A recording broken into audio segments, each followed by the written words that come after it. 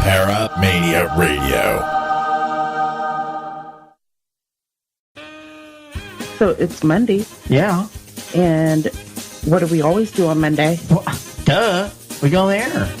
Where at? Paramania? What? How long you been doing this? Well, long enough, but we need to let other people know. I know you'd be like, this is Teresa, and please come join us for Sit, Chat, and Laugh with the Lunches.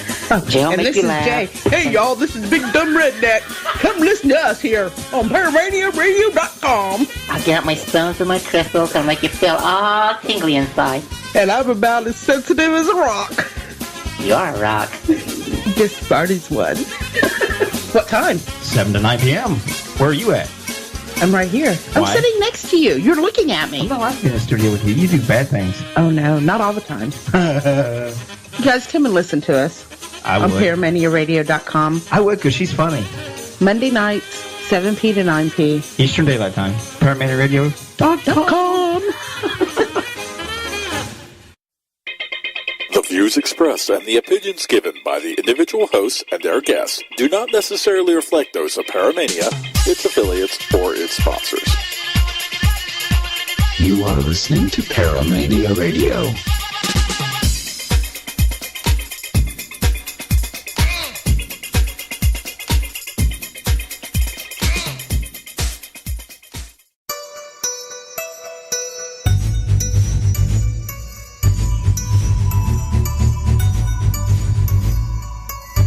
You're listening to the Parasearch UK radio show with your hosts Kerry Greenaway and Jay Lynch, right here on Paramania Radio.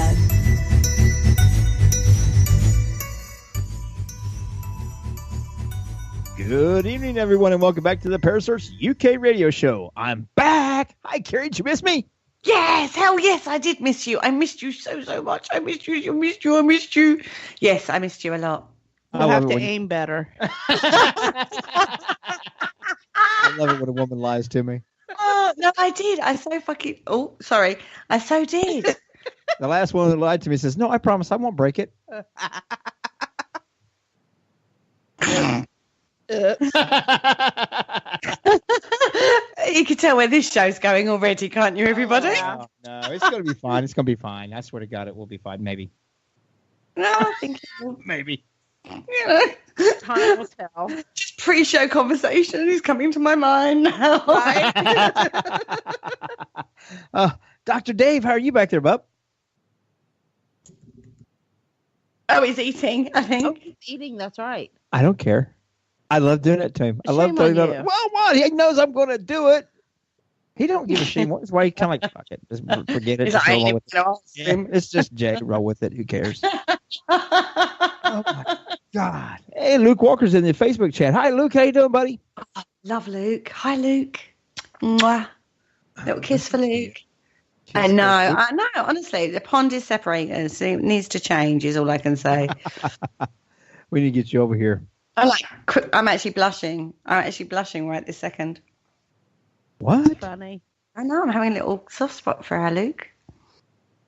That's not a bad thing. And Mr. Richard Clements is over there, too, on Facebook Live. How you doing, Richard?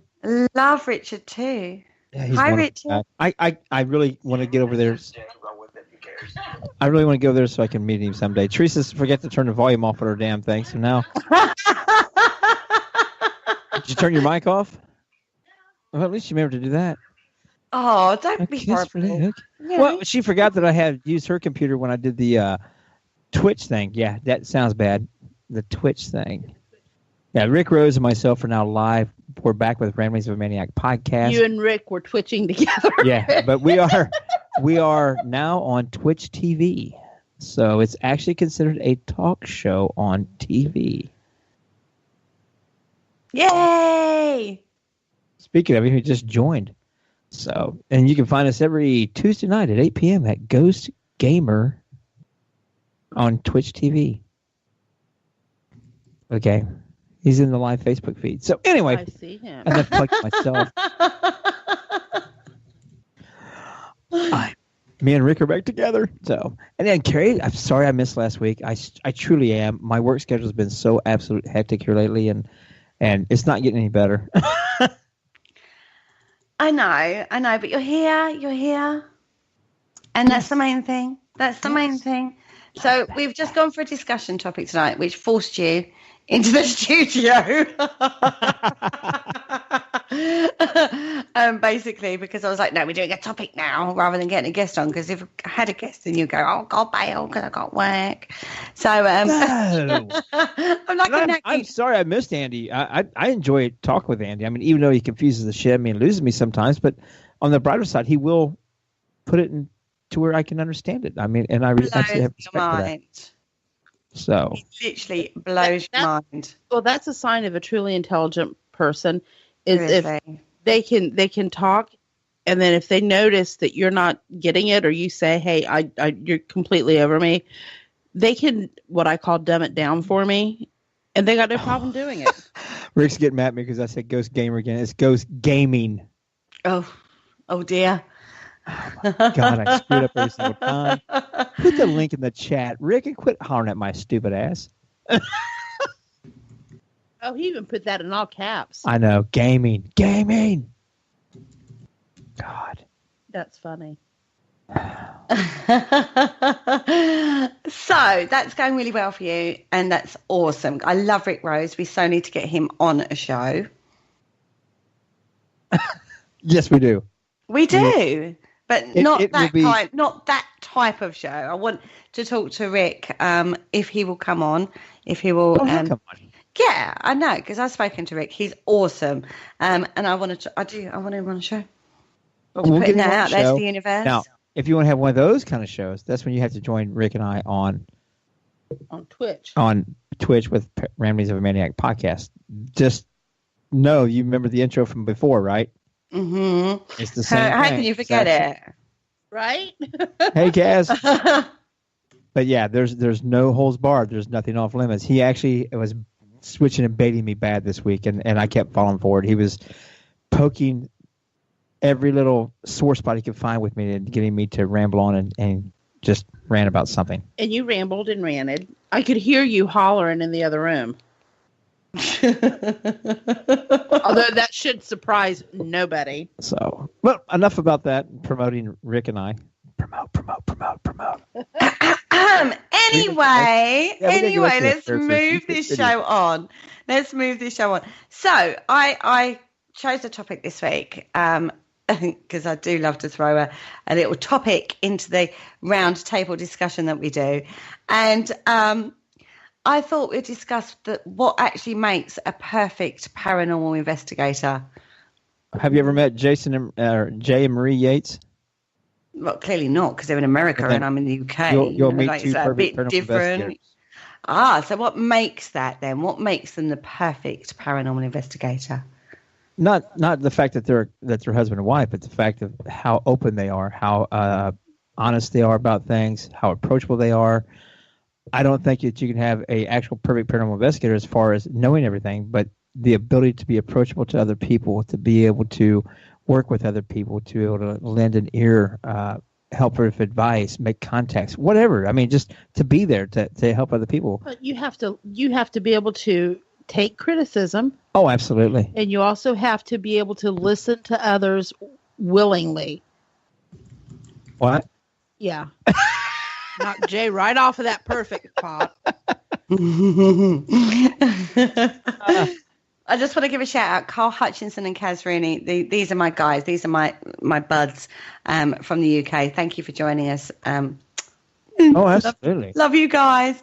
I like having somebody in the chat room on Paramania Radio chat room is called Super Pooper or Super Poop. Super Poop. You know what? I kind of think that might be somebody else. But we won't go into that right now. So anyway, so the ability to listen is incredibly important to other people on your team, yeah? Not just your team, other people in the field. Right. Yes, that's incredibly important. Expand your horizons all the time, correct? Absolutely. I agree with that. No, I totally agree with that. Do you think you have to be brave? Brave is such a... Not necessarily. It depends on your definition of brave. You can be you don't have to be brave. You can run away from something. We know you don't run because you'll get hurt, but you can actually go away from it, regroup, and then come back. True. Just because you're not the bravest soul in the world doesn't mean that you're not a good investigator. I think. But bravery is such an easy word to interpret. Bravery means something to everyone else. Somebody picks up a spider, somebody's afraid of spiders, going to think they're brave. While the person who's not afraid of spiders just think, well, see, you're going to think they're stupid. Somebody else goes. So it all depends on what, because bravery is so easily defined by each individual's likes and dislikes, and fears and likes. So it's subjective, isn't it? Bravery is a very subjective term. Kaz put in the chat room, someone who admits nothing happening and tries to find every other source for the activity. Absolutely. Being thorough. Yeah, you don't want to tell your clients what they want to hear. See, Rick put it here. I run. Yes, Rick has been known to run a few times, but Rick also always collects himself and goes right back into investigating. That's what I said. You may run, you may get startled, you may get spooked, you may get scared, and that's okay. But if you ever see Wrestling with Ghosts episode where Big Luke runs? We're talking to them on the Parasearch radio station next week. Oh, are you? They're great guys. Well, you know that. We got them on our show. Yeah, I know. Kaz is actually, it's on her show on Thursday evening. And so she said, I said, because she was talking about wrestling. So I said, who you want to interview is Luke and Vinny. And she was like, talking to her about them. And she was like, oh, okay, that's great. And so we got them on the show. And I said, I'm so jumping in on that show. I'm so coming in on that show. She was like, I'm going to hijack your show. Is that okay? And she was like, yeah, it's fine. Did you see what Luke put in the chat room? The perfect ghost hunter. I'd say he stands about 6'8", has glorious long hair and deep blue eyes. I'm only about 5'8", dude. And your hair's not long. I can put on a wig, damn it. Stilts and a wig. He shit himself once. I mean, we all get scared though in the field, don't we? So no, the scare. We all have those moments where we get scared. So you shouldn't discount someone just because they get scared. No, absolutely. No. But there's a difference in getting startled or even scared for a longer period of time than that, because there's a place that you got scared, Prospect Place, that you all left the damn place. Hell yeah, and I won't go back. We're going back. We're going back to film. You got to go back. And you're going back to the barn. The barn was fine. That didn't bother me. Well, then wherever it bothered you is where we're going back to. I'm going to tell you now. I can find out. Oh, God. Damn it. Right, so what other qualities makes a great investigator? Oh, Kaz has just banned me from that show. Damn. Damn, Sam. I'm the boss. I'm going to be on that show. I'm control the studio. Ha! See, Rick just 5'8", bald in overalls. I'm like, first off, I'm 5'8", but I'm not bald. I've actually grown my hair back, people. Yeah. Damn. That tells you how much he pays attention to me. He actually had to go get a haircut. Well, you always have a ball cap on. I've grown my hair back, lost 30 pounds, and nobody gives a shit. It's a Samson and Delilah thing going on here. Do we need hair for paranormal investigation? Oh, shit. Right? Do you need hair but no, you don't. I would say that's not a factor that you need. No, that's not. We've kind of gone off topic with the hair factor and the height. He was making fun about what Luke said and my comment to that. But yeah, I think another quality about paranormal investigating, to be a good paranormal investigator, you would have to be approachable. You have to be willing for people to approach you and communicate, talk with you, not just people that you're having as clients and coming to you the possibility of being a client or whatever, but people who want to just tell their story, and also other investigators asking questions. You know, that's something that there's not enough of, in my opinion, is investigators asking other investigators for their opinion. Everybody is that's my evidence, that's my picture, that's my EVP.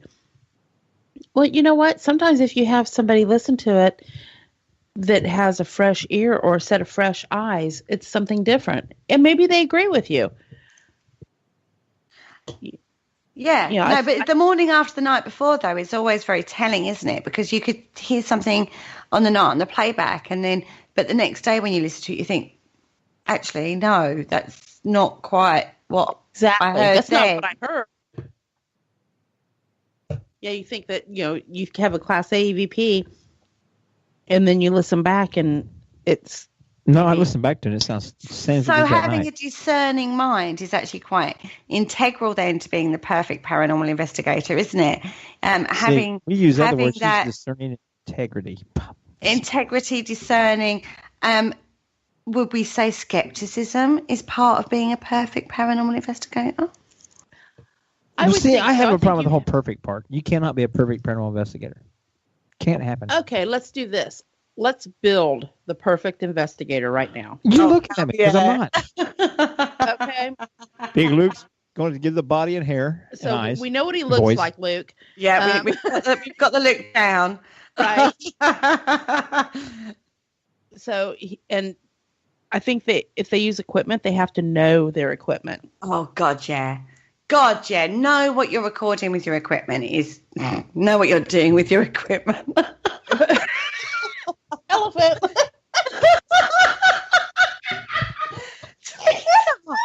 So are we talking about the perfect investigator or the perfect man here?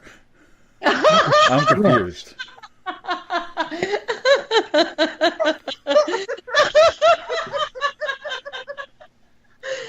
Investigator, Dave. Investigator, of course. Professional. Remember, we're live on it. Yes. Investigator. Needs to know his equipment. Yes. And what to do his with or it. her. Let's not make it a male thing. Let's not make this gender biased. Well, we've already how to use. We've already said the you're all over this crap.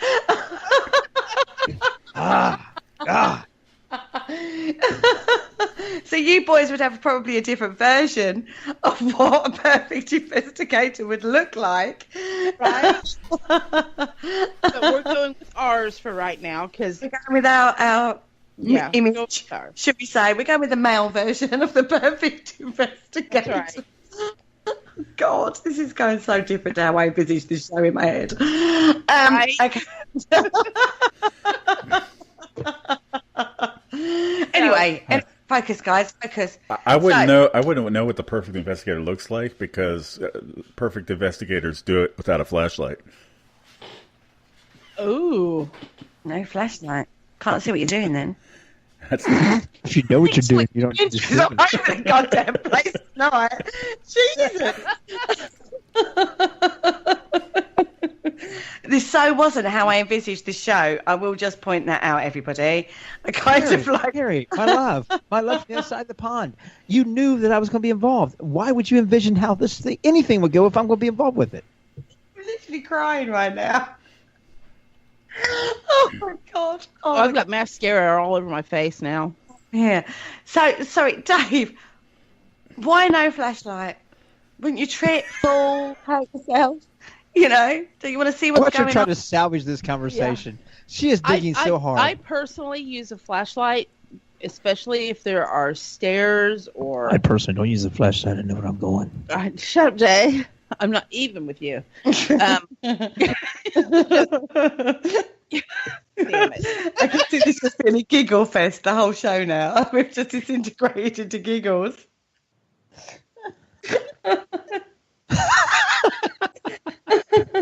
I was doing good until Kerry snorted. Okay, let's pull this back into focus. Oh, okay. Luke, you and Vinny have such a bar to raise to if you're going to go off track like that. Oh, my Luke, goodness. Hey, you're Babylons, man. You're Babylons.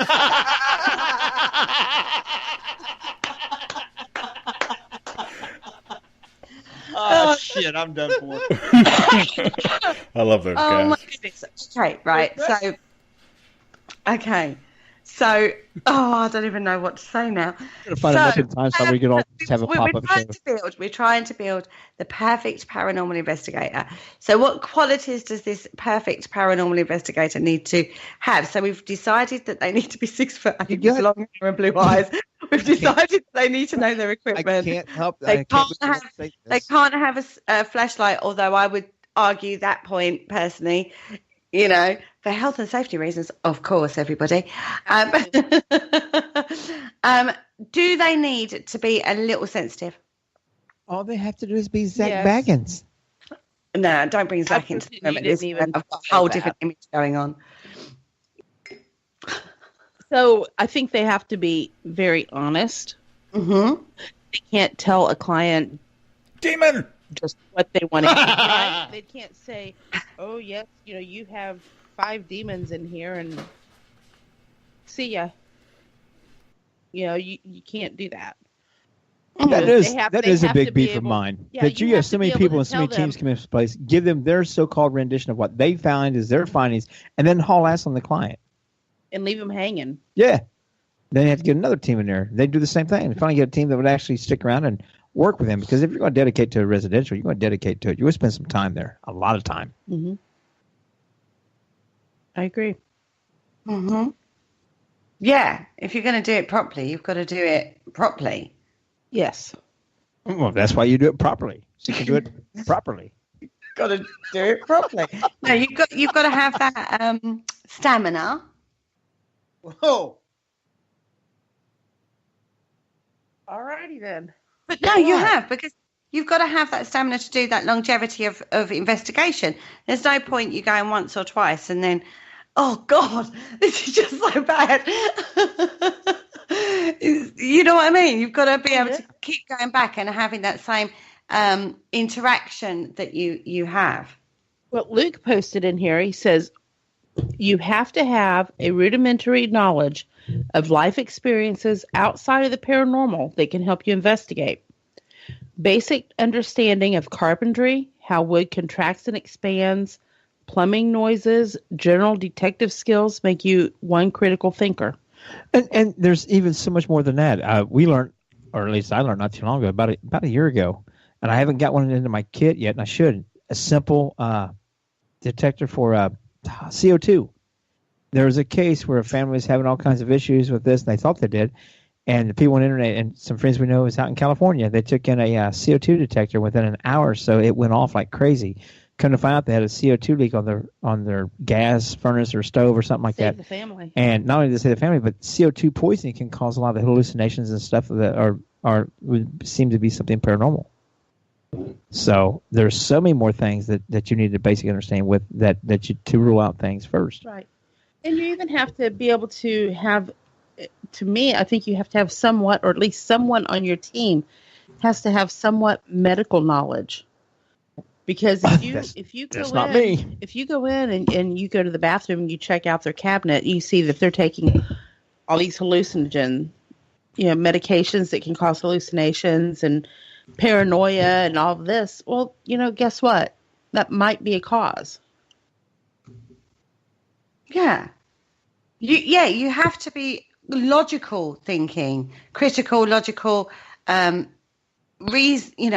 a good sense of common sense.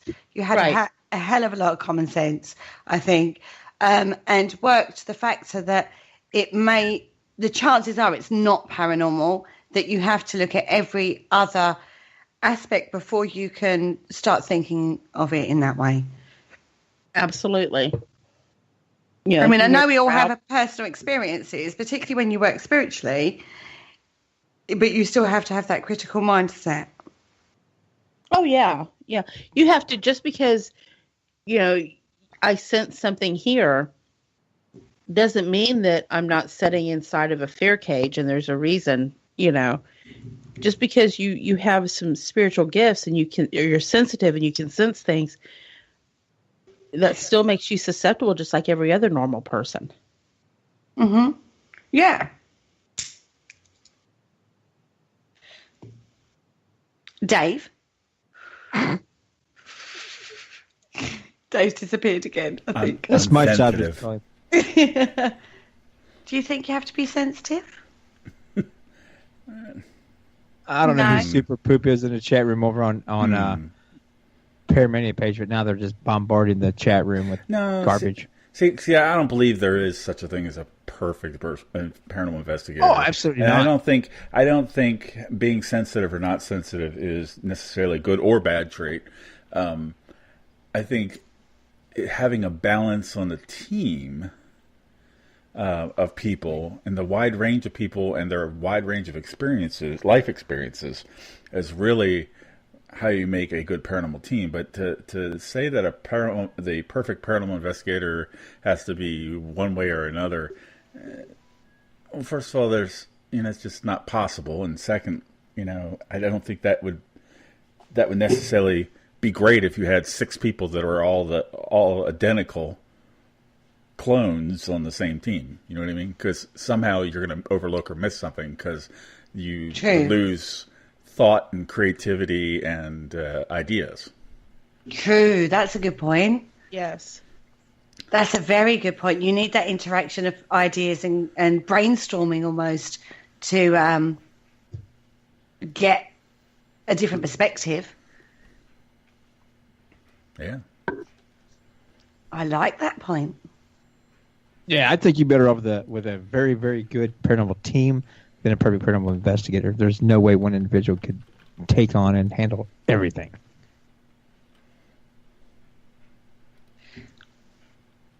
That's why you have a team, so you can rely on each other. You pull from each other's strengths. You have to have that. Yeah, you have to have everybody plays to their strengths. So when you're in a team, you have somebody who's good at tech and knows the tech inside out. I mean, I fully admit I'm crap at tech. Me too. I can't press buttons in the dark. It's just, you know what I mean? I'm really bad at pressing the EVP machine. Oh my God. You know what I mean? But get me a crystal and I could probably tell you what it is in the dark. But do you know what I mean? We all play to our strengths. So that's why you have a team, isn't it? Rather than one person that goes out investigating. Do you think that is an idea to do? Because a lot of people do that. They go out and just lie lone investigators and try to do it all for themselves. Oh, she's holding it together so bad. I tend to break off from our groups all the time. You do. But I do it for different reasons. I mean, I know then I have more control of what interference I'm getting and what I'm not getting. I try to stay away from the more people you have, the more chance you have to get bad readings, false readings. So I always hate it when people say, you never investigate alone. Why? They also tell me I should never go hiking alone. They also tell me I should never go hunting alone, fishing alone, or this. Investigate your own home. Yeah, why? So, and I don't get that, because if I can investigate someone else's home and leave them to anything that I may or may not stir up, I don't think that's fair. Why shouldn't I be able to do it at my own house? You're taking away my... Because you are not capable of being objective in your own house. You're just as capable of being objective in your own home. If you're actually being a paranormal investigator, you should be objective no matter where you're at. That's just not the reality, though. It's one thing to experience a haunting on an investigation when you're prepared for it and you're expecting it. When it happens at home, it's a different scenario for most people. See, I just don't get that. If you're going to be objective, you should always be objective. I could understand that. Period. But if you know something's going on in your house and you're going to sit down and do an investigation, you're prepared for it at that point. To be honest with you, there's very few people that I would trust to come into my home to investigate, even though we know a lot of investigators, because there's actually a bigger list when I really first stated. But there's a bigger list of people that I would not allow to come into my home and investigate, because I'm afraid that they're going to try to stir up shit to get their little 15 minutes of fame and think they're going to make my case into their big case, and it's just not going to happen. Right. Look, Jay, it was only that one time, okay? No, I'm just kidding. But you know what I mean? I think that I would be more secure and more objective doing it myself. But I'm too dismissive with things anyway. We're having things happen around the house now, or since and stuff. And Teresa and her's like, oh, and I'm like, that was nothing. You guys are you're being oversensitive, you're being over imaginative. No, we're not. Don't tell your psychic wife that she's being over imaginative or oversensitive. Oh, that's a bad thing to do. Bad idea. Trust bad me, idea. Jay. Totally. Well, I do. And she just said, no, I'm not. Yeah, but Dave's got a highly psychic wife. Yeah. She did not take to that very well. But we've all been in situations in the field where we've come across something that is different, should we say, and dealt with it. I mean, I'm going back to the occasion where I remember we were talking to Jay when he came across that situation in the, I can't remember the place it was, but it was like an elemental kind of scenario. The crawler. Yeah, and he went up to that crawler, and everybody in the team was going, no, don't do it. But they were all there having his back. And that's an important, integral part, isn't it, of investigation, is having each other's back. If someone gets into trouble, perhaps, then you've got to have their back. Even if it's, regardless of your opinion of what that situation is, you've still got to have that back. Yeah, you have to be able to trust, implicit trust in your teammates. Yeah, so that's an integral part of being a perfect investigator, isn't it? Is having that trust within your teammates and yourself, having trust within yourself. Because Jay actually had a lot of self-trust in that. Mm-hmm. And I've been better about opening up, and the team that we are with now, the people that we work with, like Rick and Jason Arthur, and our team with Paravisions, Lee and Patty and all them, I trust them explicitly, and I used to not have major trust issues.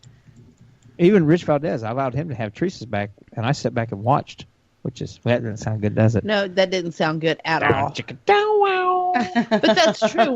We discovered that because you and I rely so much and so heavily on each other that this has been within the last few years, even with the paranormal that I've opened up trust, because the first people that we started working with, a lot of them either A, turned on us, or B, just up and disappeared on us, or C, was unreliable as hell that we couldn't count on to be there. So the only people we had to rely on was each other. So this became more evident in the last 2 to 3 years that we've got a huge network of people we can rely upon. And that's the other thing with being the perfect investigator. I think you have to be able to say that this is out of my capability. I need to call somebody else, and there's got to be somebody else that knows a little bit more.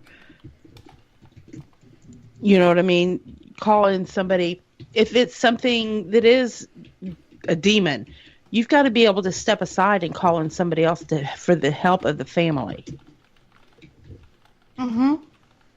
You got to know when is when enough is enough, I guess I should say. Yeah, and actually take that on board. So the trust factor is actually a huge part, isn't it?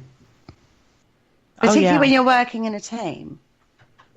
And so if somebody breaks that trust on even like a basic level, that's done, isn't it? It's done. Because you can't go investigating with them again because you've got that lack of trust within them. Mm-hmm. I agree. That's a huge part. Whatever the situation is, you've got to be able to trust that A, they've got your back, B, they're not lying or being fake or faking evidence or doing any of those kind of scenarios. We were at an open investigation one time, and we walked out of a room, and I was next to the last to come out of the room. And the person that stayed in the room actually grabbed we had some balls in the room that were kind of deflated a little bit, so they made a really, like dodge balls or something, and he kicked it really loud. and said that, and he did not realize, because it was dark, no flashlight, that I was not quite out of the room just yet. And I saw him do this through the light in the window, and then said that something had thrown it at him when I saw him kick it. So at that point, I'm like, I will never investigate with him. Exactly. Never. And I haven't. Yeah, I was done. I have never investigated with him since. I get two Richards picking on me on Facebook. Richard Rose said, "Don't investigate with Jay Lynch alone." And Richard Clemens says, "The perfect investigator will wander around the local park doing a live feed on Facebook whilst wearing bib and braces and getting funny looks from the joggers and the park ranger." or if you're in the UK, a hoodie with a team name on it, which, funny enough, I'm actually wearing right now. Oh dear. I think there's a huge amount of things that makes you not perfect, but makes a perfect, or no, not perfect. The word perfect is imperfect in itself, but I think there are huge things that add up to make a good paranormal investigator. And I think that one of those is integrity, honesty, trust, knowledge, credibility, experience. There's a huge amount, isn't there? Now, so, okay, let's lead this on. Do we think the field has got the majority of those kind of people or the minority of those kind of people? Minority. I disagree. I think there's more good people. They're just quiet. The squeaky wheels get the grease, and the people crying and making all the noise gets the attention. I think there's more good, hardworking, honest people that you can work with, people that you can rely on, people that you can talk with, open up to, than what there are the other.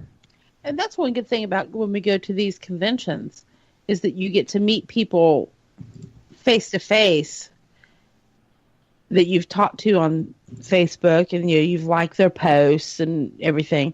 But when you actually get to go and you get to meet them face to face, and you realize, hey, I can send you an audio clip, and you'll give me your honest opinion as to what it is, what you hear, if anything. So you learn to broaden your range that way. Yeah. Dave? I forgot what I was going to say after listening to Teresa there. She does that. She's mind-numbing. Well, she had some good points. I mean, I'm not saying she didn't. See, you guys took that all the wrong way. But I was thinking about something. Oh, I know what I was thinking about. One of the things I like about your personality, Jay, is you're always kind of relaxed and jovial, and so you know how to lighten the mood in a room. So if it's kind of tense, you can walk right in and cut through the tension and bring everyone's mood up. And I think that's an important trait to have too, because when you're dealing with something that may be a little bit more scarier for the client, or intense, or God forbid, malevolent or whatever, it's important to not focus on the negative and to think positively and tell jokes and relax and not let it drive the family's mood down into the ground. And so it's important to be someone who isn't like, I'm here to investigate, blah blah blah blah. Okay, we're gonna do this, we're gonna do this, we're gonna do this, and you just monotone. You want to be someone who's more interactive, engaging with the people, and you can kind of bring them out of themselves a little bit. Because part of this job is really just playing amateur psychologist, amateur counselor. Yeah. It is. And thank you for the compliments. Almost kind of make me blush. Stop it, Dave.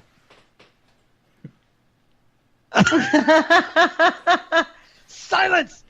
God, I love that. No, I agree. I think amateur psychologist is actually quite integral, but you have to be aware that you are amateur. So it's being able to say to somebody, diplomacy then is quite a big thing, isn't it? Because if you've got a situation where you go in and you've got they go, we're haunted, and you think, well, actually, it's because you're drinking and taking drugs, and it's kind of all it is. You kind of got to be quite diplomatic in what you say. So you just can't look at him like I would and say, dude, pass me that bong and I'll see the same shit too. Have a beer, baby. Yeah, look, I see pink elephants in pajamas. Yeah, baby. I think another good trait for an investigator is you need to be emotionally stable. In other words, you should not be investigating if you suffer from moderate to chronic or severe depression or are bipolar. Unfortunately, there are a lot of bipolar people in the paranormal field. True. A lot. Oh, both sides of the fence, as clients and investigators. Well, Right. definitely on the clients, but also on the investigators, and that's not good for them mental health wise, and it's not good for the clients either usually. And that goes back to where you would tell the client what they want to hear. Mm-hmm. Or maybe if you're just a twisted sort of person, you tell the client what you've got a client that's absolutely scared shitless, and they don't want to hear that they've got something there. So you're like, okay, watch this. I'm going to get the shock factor. You've got 3 demons in your house, and 2 of them are underneath your bed. Somebody's watching like that. me. Right? Well, you could be like that one guy what was that, where he told the woman that her vagina was haunted and he had to have sex with her and she fell for it. Hey, if you're that dumb, I mean, come on. Right? Yep. I couldn't believe that when I was like, holy shit, somebody was actually that That stupid. line worked? What? Holy shit, I gotta try that. Damn, I should have been using that when I was younger. Yeah, exactly. Younger? Hey, baby, your thing's haunted. I can knock that out of there for you. Okay, Bill Clinton, back in the cave, Bill. Back in the cave. Right.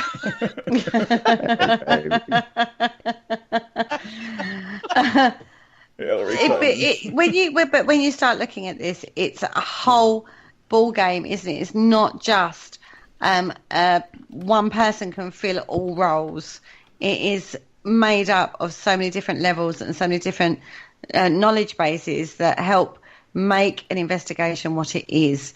And if you get a really good team of people together that gel and have that resonance, I suppose you'd call it, then it adds up to being not the perfect paranormal investigator, but the perfect paranormal investigation team.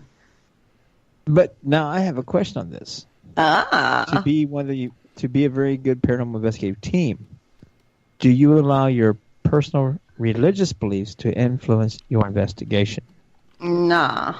No, I think you can use your personal belief.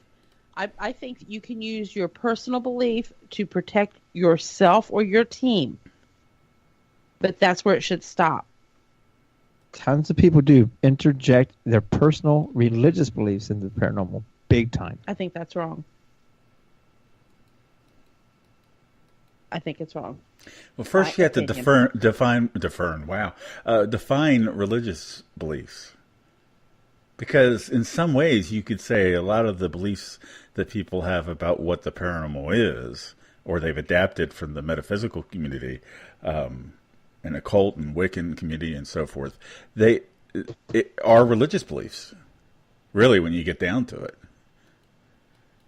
A lot of them are. And it really is hard to separate a person's beliefs, no matter what type of belief it is, from what they share or what drives them. You know what I mean? What motivates their decisions. It's almost as hard as like you were talking about earlier, where you investigate in your home where people can't be objective. And I think of all places, if you can't be objective in your own things, then how can you be objective somewhere else?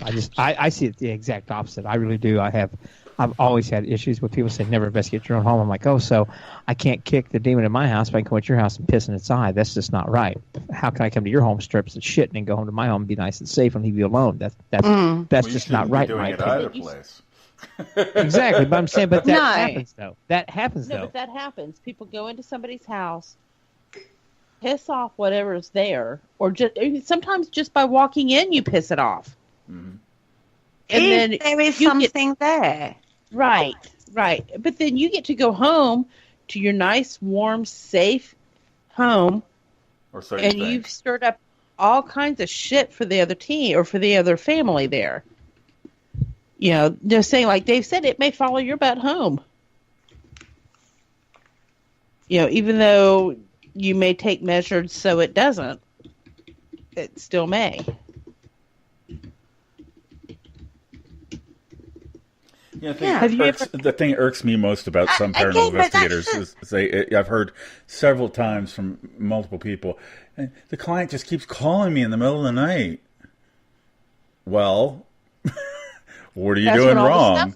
You know, maybe it's because they came to you. If you don't want to be called in the middle of the night, then maybe you shouldn't be doing this. Because that's part of the territory. I'm sorry, go ahead.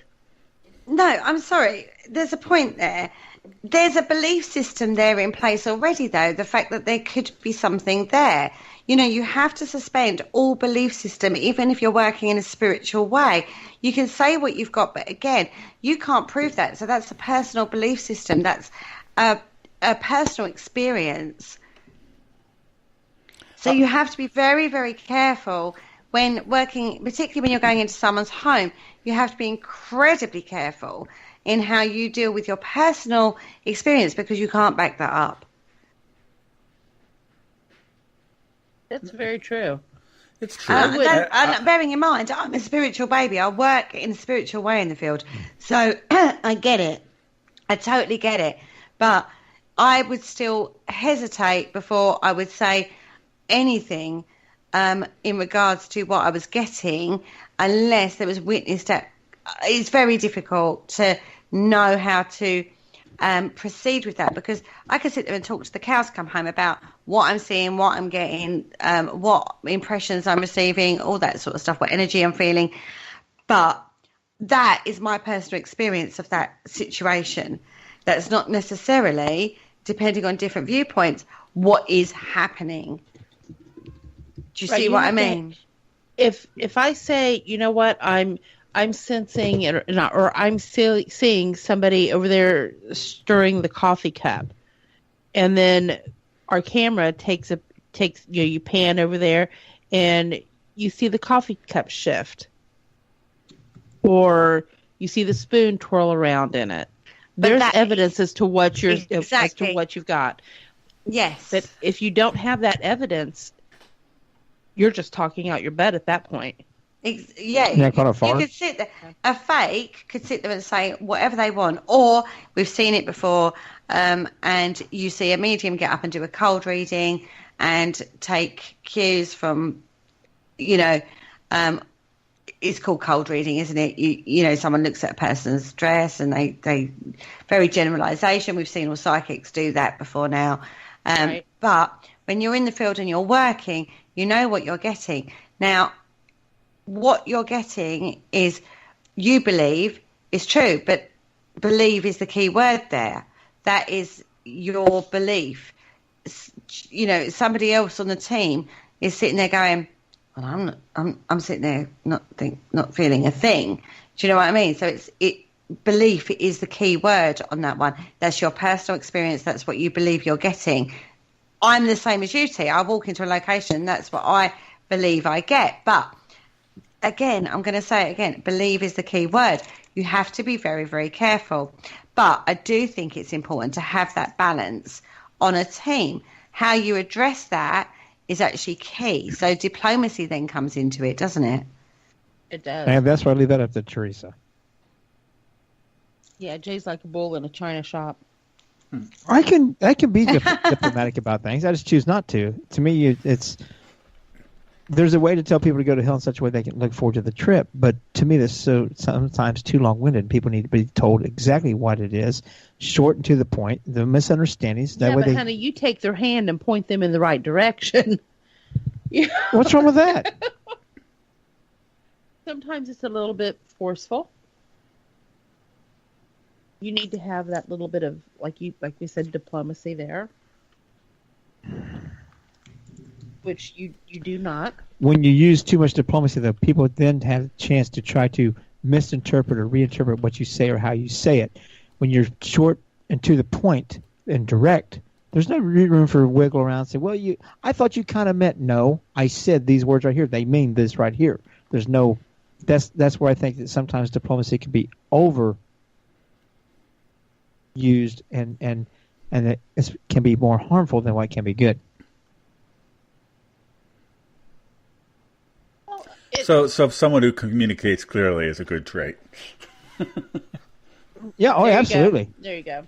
Clear and concise communication is absolutely a wonderful trait. Not wishy-washy. But you also, and you said, you talked about being, careful about your beliefs or your personal experiences. You have to, but you do have to accept or believe that what the client says they believe they're experiencing, whether it is what they think it is or is actually happening or not, is not a factor for them. It is for you. Oh. I mean, that's why you're there to determine, but it's not for them. So you have to accept that whatever they say is the truth until you find out that they're lying.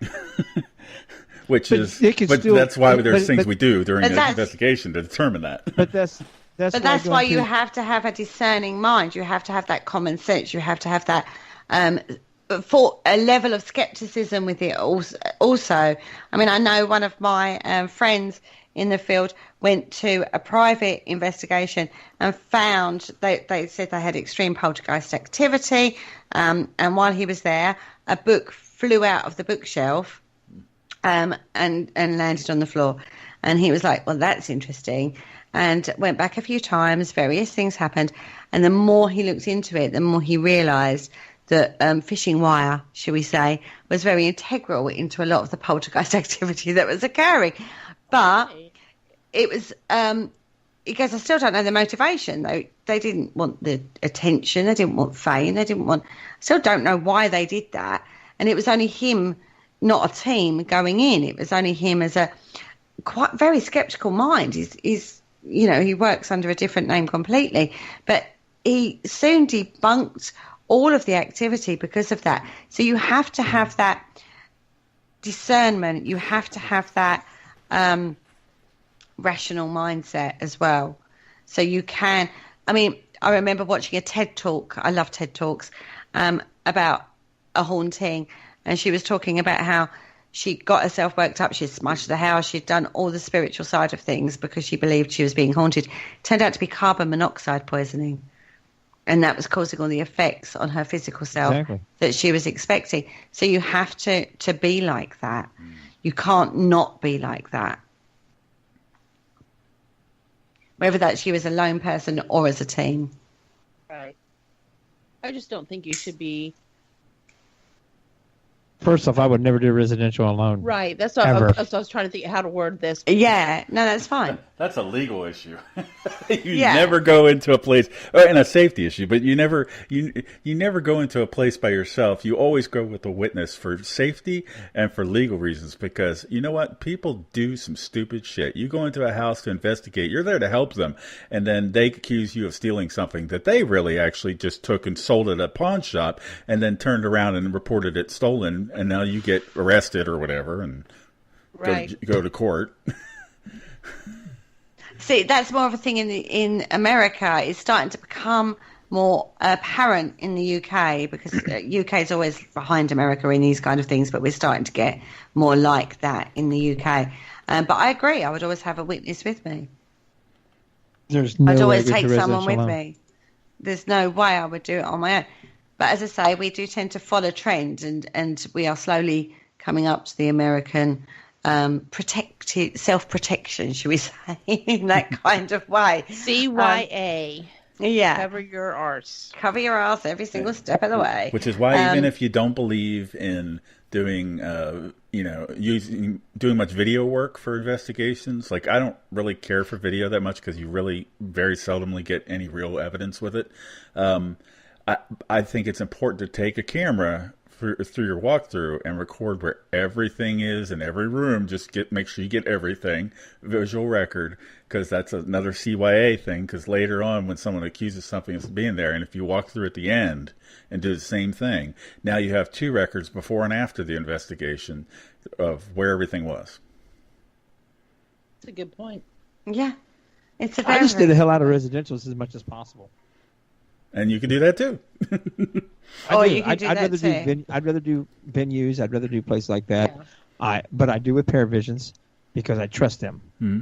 But that's and with before it was just you and I. So, but with Paravisions, you don't necessarily have to deal with the client at all. And I like that. He'll just go in and he'll run the EVPs. He'll do the equipment, and that's it. Mm-hmm. And that suits him just fine. Yeah. You get that balance in, though, haven't you? You've got that balance there. Yeah. Yeah, you have to have balance in it. I don't think you could have an entire team of psychics and really do an investigation justice.